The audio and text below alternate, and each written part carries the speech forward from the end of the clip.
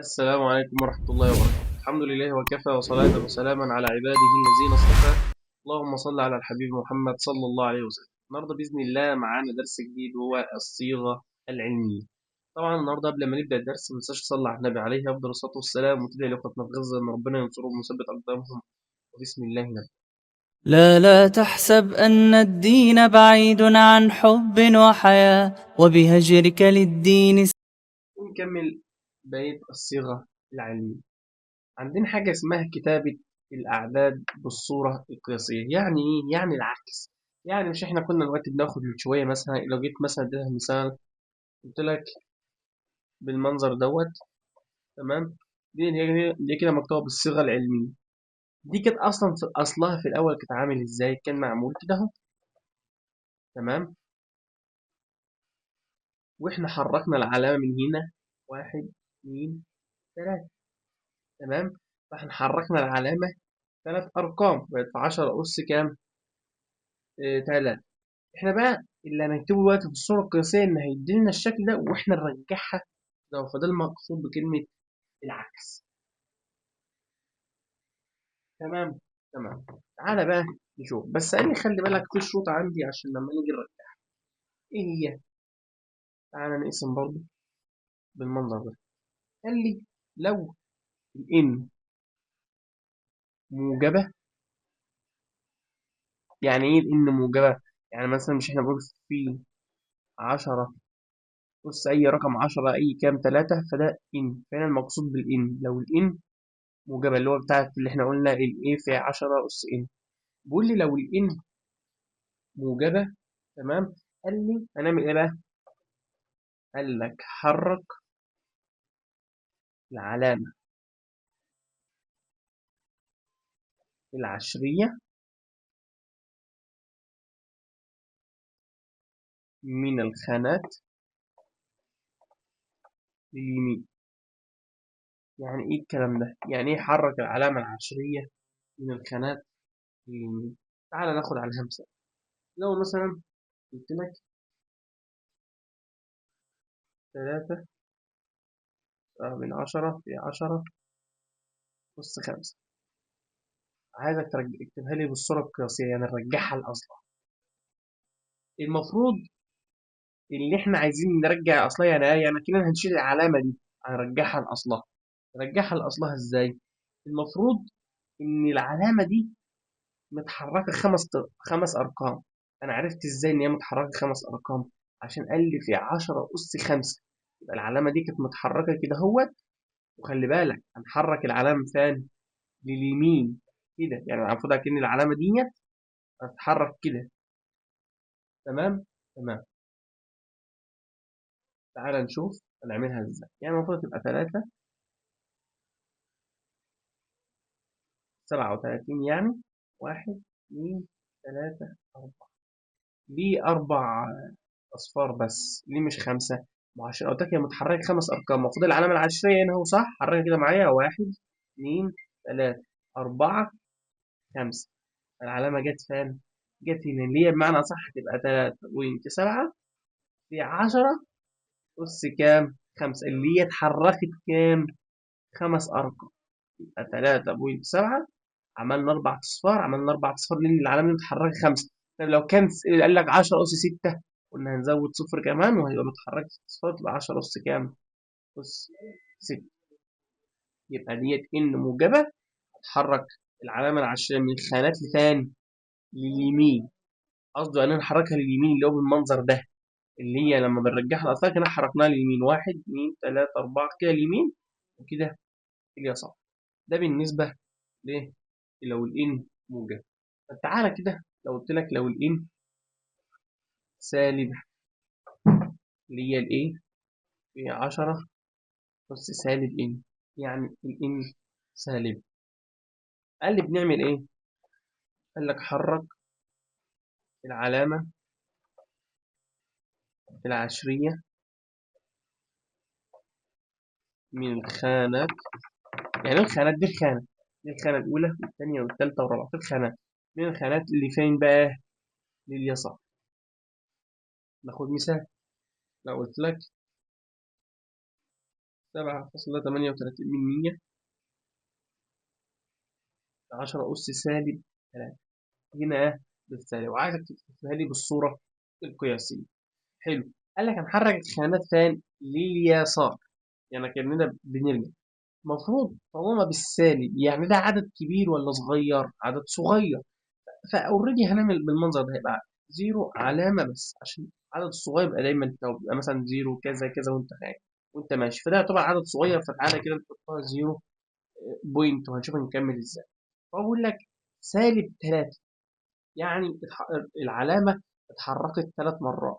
تعالى الرقم اهو يا عم، 7 3 8، احنا بنرجع الرقم طبيعته قبل ما نحرك العلامة.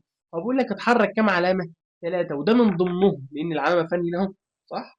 فده من ضمنهم، فده علامة اهو، يبقى لسه كام حاجة؟ 2 0 0. عشان تعالى كده شوف لما تيجي تحرك العلامة 1 2 3، كده العلامة اتحركت كام؟ 3. طب لو قال لك العلامة اتحركت 4، هنخليها كده اهو مثلا، يبقى العلامة اتحركت اهي 1 2 3 4، تبقى مثلا أس سالب كام؟ 4. جرب كده مع نفسك، قول لي في التعليقات واللي طلعت معاك.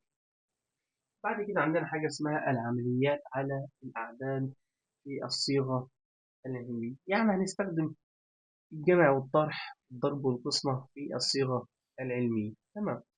أول حاجة عندنا إن هو الضرب والجمع. قال لك من الضروري التعبير عن الأعداد بنفس هو العدد 10 واستخدام خاصية التوزيع. خلي بالك نستخدم خاصية إيه؟ التوزيع. تعال، يعني إيه هنستخدم خاصية التوزيع؟ هنفهم الكلام دوت لما ناخد مثال على الكلام ده، على الضرب والجمع. طب تعالى كده ناخد مثال على الضرب والجمع. لو مثلا قلت لك 3 من 10 هي 10 أس 5 زائد أهو، هنستخدم الجمع أول حاجة، زائد 2 3 10 10 أس كام؟ 6. دي نحلها إزاي؟ قال له والله أول حاجة إحنا هنستخدم الجمع والطرح وخاصية التوزيع هنا. إحنا هنحاول نخلي هنا 10 أس 5 وهنا 10 أس 6. هنحاول نخلي الاتنين 10 أس 5 ودي 10 أس 5. إزاي؟ تعالى نكتب دي تاني أهي، 3.7 في 10 أس 5 زائد. تعالى بقى هنا، إحنا عايزين نخلي دي كام؟ 10 أس 5. مظبوط، ولا علامة الفيل. هنا معنى إيه كلمة 10 أس 6؟ يعني العلامة ديت اتحركت 6 أرقام، يعني المفروض كانت مثلا كان هنا وحركناها 1 2 3 4 5 وبقت 6. لا، احنا عايزين نحركها كام رقم؟ 5 أرقام. فهنعمل إيه؟ هنخلي العلامة هي كده متحركة 6 أرقام. طب لو نقلت العلامة اللي هنا أهو تبقى اتحركت 5. فلما أنقل العلامة هنا أهو يبقى 23. وأنت ريح دماغك لما تلاقي حاجة زي كده، مثلا أس هنا 5 أس 6، هنحرك العلامة. هنا أس مثلا 8 وهنا أس 7، هنحرك العلامة من الآخر. 2 و3 من 10 تبقى 23. 4 4 و3 من 10 تبقى 24، وهكذا. تمام. 43 4 و3 من 10 تبقى 3. تمام. تمام. احنا دلوقتي خلينا هنا 10 أس 5 وهنا 10 أس 5. لما ناخد ال 10 أس 5 دي عامل مشترك بره، تعال هنقول 3.7 من 10 زائد 23. كل ده مضروب في 10 أس 5، عشان أخدت هنا ال 10 أس 5 عامل مشترك أهي، طلعتها بمعنى أصح بره ال 10 أس 5 وال 10 أس 5 أنا طلعتهم بره أهي. هتبقى لي إيه؟ 3.7 من 10 زائد كام؟ ال 23. تعال نكمل. ال 3.7 من 10 زائد 23 يعني كام؟ يعني 26.7. تمام. مضروبة في كام؟ في 10 أس 5. هل كده أنا خلصت؟ لا. ليه؟ هل أولا ديت مكتوبة في الصيغة العلمية؟ لا. ليه؟ فاكر لما قلت لك أنا في الشروط، قلت لك على كده أنا أتذكر الشرط بتاعنا اللي إحنا كنا كتبناه هنا. لما قلت لك إن الإيه؟ في 10 أس إن، قلت لك الشرط بتاعنا أهو إن الإيه تكون أصغر من 10، وإن ال A تكون أكبر من أو يساوي الواحد، وإن ال N تنتمي لمجموعة الأعداد الصحيحة. الكلام ده مظبوط فعلا، إن ال N تنتمي لمجموعة الأعداد الصحيحة مظبوط. ال A مش هنا أكبر من واحد، فعلا ال A أكبر من واحد، الشرط مظبوط. بس خلي بالك، هل هنا ال A أصغر من 10؟ ده بقول لك ب 26، هل 26 أصغر من 10؟ لا. فساعتها احنا عايزين نعمل ايه؟ نخليها في الصيغة العلمية. هنعمل ايه؟ هنحرك العلامة، بدل ما هتبقى بالمنظر ده هنحرك العلامة حركة كمان، هتبقى 2.67 في 10 أس كام؟ هنا دي 5 عشان متحركة، هنا العلامة 5، لما حركت العلامة كمان حركة بقت 5 تبقى كام؟ 6. دلوقتي احنا يعتبر خدنا مثال عن الجمع، تعالى ناخد مثال عن الطرح. لو جيت مثلا قلت لك من 10 في 10 أس 8 ناقص 3 من 10 في 10 أس 9. هنا الطرح احنا كنا خدناها بالجمع. تعالى نبص الخطوات واحدة واحدة، مش هتفرق يعني الجمع أو تعالى. احنا عايزين نخلي هنا دي كام؟ 8. عايزين نخلي دي كام؟ 8، بحيث ان احنا نساوي الأساس، أو ممكن نخلي دي 9 ونخلي دي 9. تعالى نخلي دي مثلا 8، فهتبقى بالمنظر ده. في الافضل انك تغير دي، يعني تخلي دي الثابته وتغير دي. يعني دي 10 اس 8 خليها 10 اس 8. تعال ننزل دي 8 زي ما هي عادي كده اهو. 10 اس 8 ناقص، لما زي ما قلت لك احنا هنرجع العلامه ورا، دي اكنها متحركه 9 مرات، لا احنا عايزين نحركها 8، فمعناها ان احنا نرجع العلامه ورا. قلت لك ريح دماغك، هنا 8 وهنا 8 على طول، دي 3.2 يعني 32 في 10 اس كام؟ 8. تمام. تعال احنا هنا هنعمل ايه بقى؟ هناخد التمانية زي ما قلت لك كده، التمانية هي 10 أس 8، وهنا 10 أس 8، فعايزين نجمعهم مع بعض أو ناخدهم حاجة مشتركة يعني.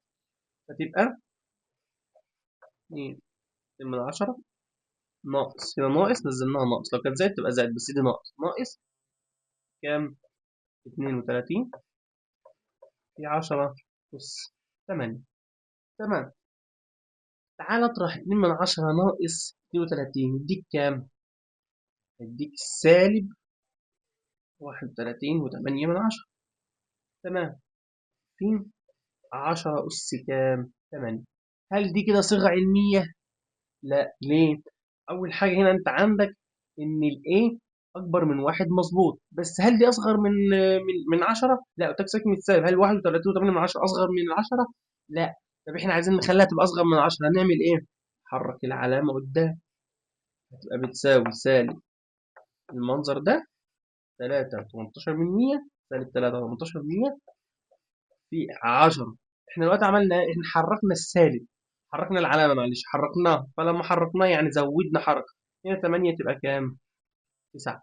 ولو تلاحظ كأننا بنرجعها اللي كانت علينا في الأول، حتى المسألة اللي فاتت بص لها برضو هتلاقي كانت برضو رجعناها للأول تاني. ويلا بطل جرب مع نفسك المسألتين دولت مرة واحدة بالجمع ومرة واحدة بالطرح، جرب كده وشوف لو في مشكلة معاك.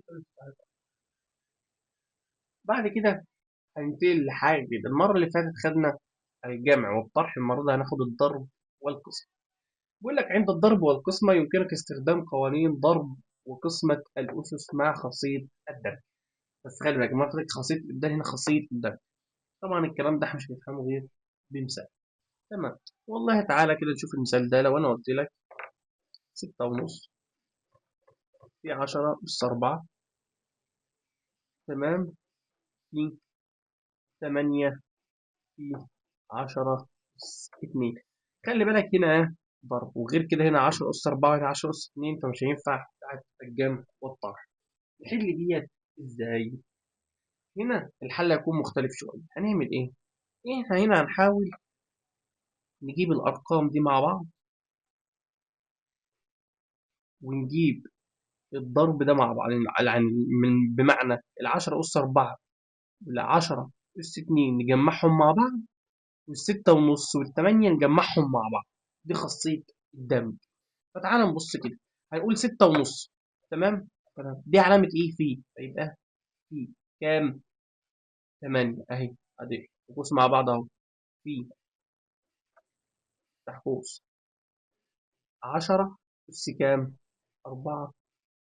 في 10 أس كام؟ 2. تعالى 6.5 في 8 بكام؟ ب52. يبقى 6.5 في 8 بكام؟ ب52. في هنا، فاكر لما احنا كنا بناخد فلما كنت قلت لك ايه؟ لو الاساس ثابت وعلامة وبينهم ضرب نجمع الاسس، ولو قسمة بنطرح الاسس. فهنا الاساس ثابت فهنجمع الاسس. هنا 10 و10 هنكتب ال10 هي بس. اجمع لي كده الاسس. 4 زائد 2 كام؟ 6. تمام. تعال نكمل. هل هي ديت صيغة علمية؟ لا. الشروط اللي كنا خدناها قال لك ان ليه اكبر من واحد، هي فعلا اكبر من واحد. بس هل هي اصغر من 10؟ لا، دي 52. 52 اكبر. فهنعمل ايه؟ هنضطر نشتغل الصيغة العلمية ونفضل نحرك علامات. بكل بساطة حط علامة هنا اهو. فانت لما تحط علامة هنا اهو بمعنى انك زودت هي دلوقتي تتحرك من غير علامة. هي اتحركت 6 حركات. لو حطينا يعني المفروض وقفت لحد هنا العلامة. فاحنا عايزين نقرب العلامة هنا شوية عشان تبقى أصغر من 10، تبقى 5.2. فإن أنا لما أجيب العلامة هنا معناها إن أنا زودت حركة.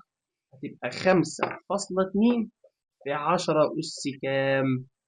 7. يبقى بسرعة خاصية الدمج هندمج الأرقام مع بعض. ال6.5 وال8 جبناهم مع بعض، وال10 أس 4 وال10 أس 2 جبناهم مع بعض.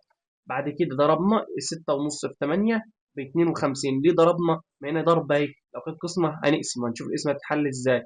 وهنا ال10 الأساس ثابت وجمعنا الأسس وحركنا العلامة.